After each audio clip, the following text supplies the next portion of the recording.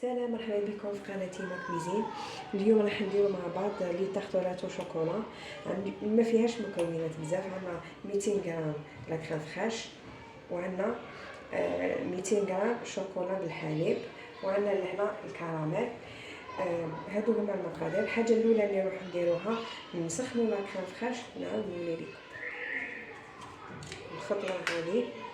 غادي نحطوا الكراميل، نحطوه هكا شويه برك هكذا.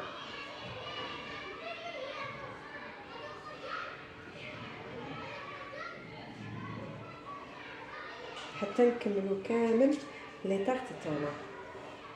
الخطوه الاخيره اللي نديروها نحطوا الكريمه تاعنا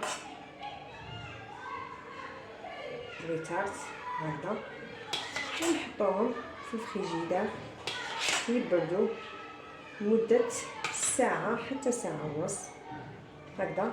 والتزيين دائما انا نقول لكم التزيين اختياري، يعني كل واحد والذوق تاعو.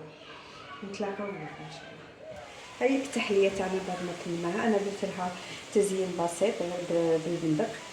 نتمنى انكم تجربوها. صحه فطوركم. سلام.